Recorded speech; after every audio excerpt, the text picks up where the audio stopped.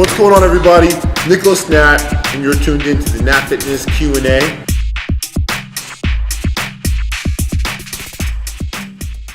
I'm here hanging out with my co-host on this, Mr. Wes Post. If you guys don't know Wes, Wes is the man with the magic hands that does all the behind the scenes with Natt Fitness and allows that to work. So now you actually get to be on the front and behind it. You know, sometimes you got to do what you got to do. Awesome. Listen, guys, this whole segment is really designed to be able to answer your questions, whether this has to do with mindset, lifestyle influence, fitness, food, nutrition. What do I mean by something? Clarification, stuff you guys hear in the media, whatever it is. Feel free to definitely submit your questions. Wes. Let's take it over. This is a Christmas season, holiday season. We just got done with Thanksgiving. This one is from Facebook. And the person is asking, in the sake of holidays, should I avoid particular types of food? They're just pretty much talking about the avoidance of food consumption in moderation. How do you moderate your food? Should you avoid particular things?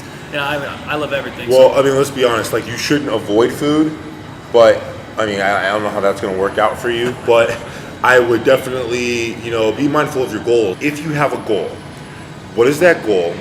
And how serious are you from that? Maybe you develop a scale 1 to 5, 5 being this has to happen, and 1 being you could really care less. If you're somewhere between a 3 or an under, the chances are you're probably going to lose a lot of the battles when it comes to food. And those are the things that you shouldn't be eating, a lot of the sugar, the alcohol, or the fast food. I mean, there's a lot of parties coming up. We finished Thanksgiving, but there's a lot of holiday parties, and it's easy to just kind of pick and, that's quick 300, 400 calories, 3,500 calories up or down equals a pound.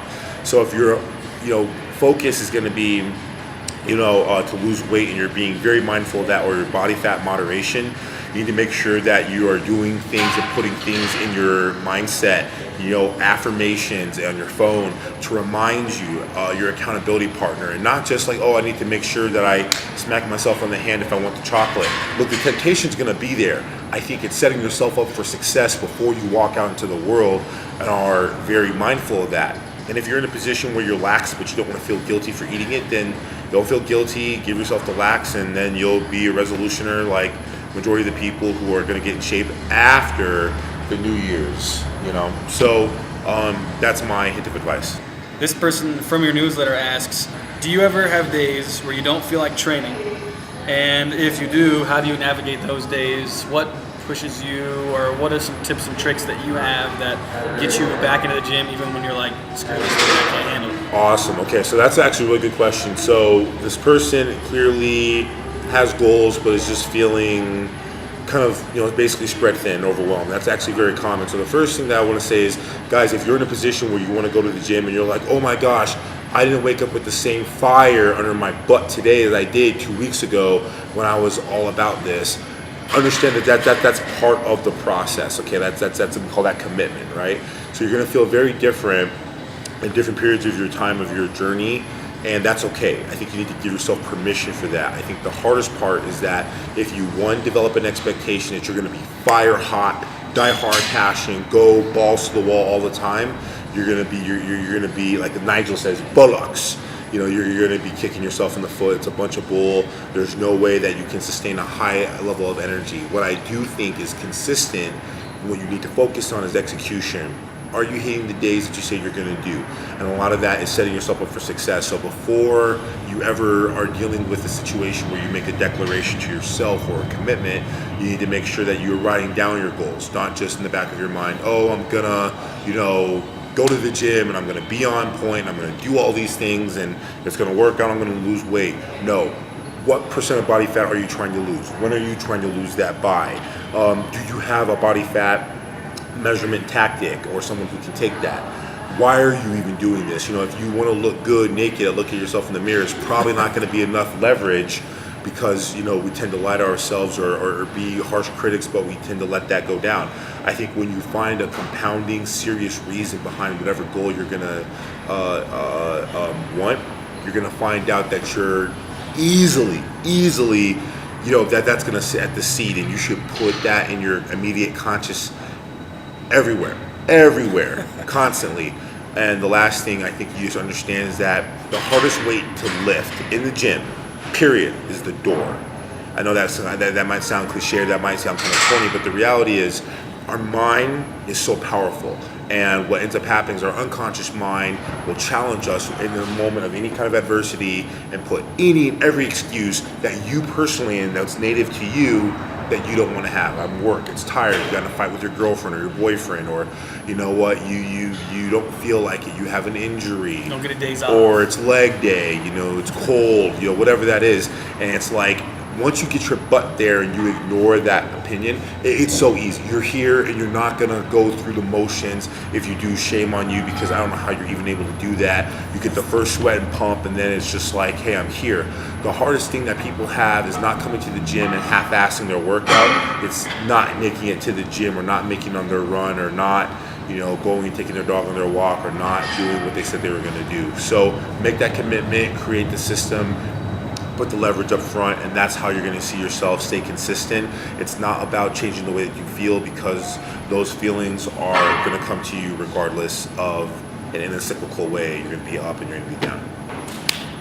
Are you saying that I should just print out on a piece of Put paper? it down on paper. And then like put it on your door in your Type bedroom, it. so as soon as you're leave, always on the computer because you're doing stuff You're for me. back on I your know that. wallpaper. Put it in your phone. Put it in your closet. Put Take it a on your picture of bathroom mirror. just everywhere. Because it's in your face. It's like right there. And maybe like, you start to generate right there. You can't escape it. I can like turn. Look at me. I'm closing my No, eyes. look at me. See, it's there. Now turn the other way. See, it's I need to put it on my door, my mirror. I think part of it is also once when you write it down, it becomes real. It's not just this concept in your mind. When you say, "I'm going to lose 10 pounds by January 10th," now it's like, okay, there's a timeline. It's a real goal. That's a good idea. I think we were talking about Michael Lee Fit. He saw a picture of himself and used Michael that Lee. every day as motivation. Yeah, that can also work. I mean, a lot of people say only embrace the positivity, but guys, I believe, you know, and I'm not saying that humans are dark, but I know that we all have a dark side, and you know, transparency can be a powerful tool,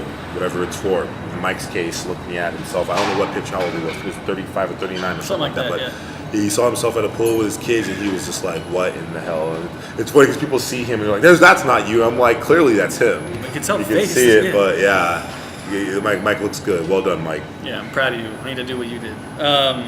Next one coming from Instagram, Anonymous. They said... Anonymous? Wow, you guys are just keeping on the hush. I get it. I saw your video on supplements. Which supplement brand do you recommend, and why do you recommend them, and what makes them better and or different than other brands that they could use? So I'm gonna pull a cheap move here and not, you know, push down brands. I think that I'm very against that. I don't really believe in going and saying, oh, this is a bad brand and this is a bad brand, and so I'm not gonna go out there and shoot what those are. What I will say is that the reason I use All Max are, one, in just being transparent with you guys, obviously I am sponsored, but the reason that I am sponsored by All Max and I'm part of that team is because I only use product that I truly trust. So long before I ever had a sponsorship with All Max, you know, I still used them. So there was a period of time where I was using My Protein, and you know, it worked very well for me. It was a little bit cleaner, and I was on the team, and that was a great thing. But I'm always looking to level up and try to figure out what I could be doing, and so it's not that My Protein went south or it didn't work out. I was introduced to Isoflex, which is the isolate version of All Max. I really liked how I felt on that. I love the different flavors. It was very easy for me to get. With My Protein, I had to order. With Isoflex, I was able to go in and basically pay the same price point, but to get it right then and there. And from there, I had a chance to explore some of the other products. If something's not broken, don't go and fix it. So I love the stacks. I love the price point. It's super clean. The branched amino acid complex is definitely derived from good things as opposed to some of the worst things. If you guys aren't really familiar with that, you can definitely look into fermentation and see what supplement companies might do out there to save a buck. I like All Max because they put a lot of standards behind testing their products and putting that and sharing that out there with you, so that way when you could go and run a test of a certain number of series of different blends of different proteins, there's a common correlation and it stays between the lines, and it's not really hitting outliers, which means that across the board they're making good products. So for me, that speaks volumes, and it's just more of a blessing that they said, hey, let's do this. I feel like the way business is going these days is the best companies out there are as transparent with you about what's in their product is, that it's scientifically backed, that it's healthy for you. I think the companies that try to disguise those things and they don't put those labels on and let you know that it's healthy, those are the ones that you really should be afraid of. Something's too good to be true, it probably is, and if a company is, 15-30% below price market, the reason that that's happening is because they're covering for something else. Absolutely. Maybe on a similar topic, Instagram as well, anonymous as well. Don't hate me for the anonymous questions. Maybe we'll throw some particular user questions out there. One name. I just want to know who I'm talking to. Well, I'm talking to an avatar. You're talking to the general public. You know what I'm saying? I guess so. They ask.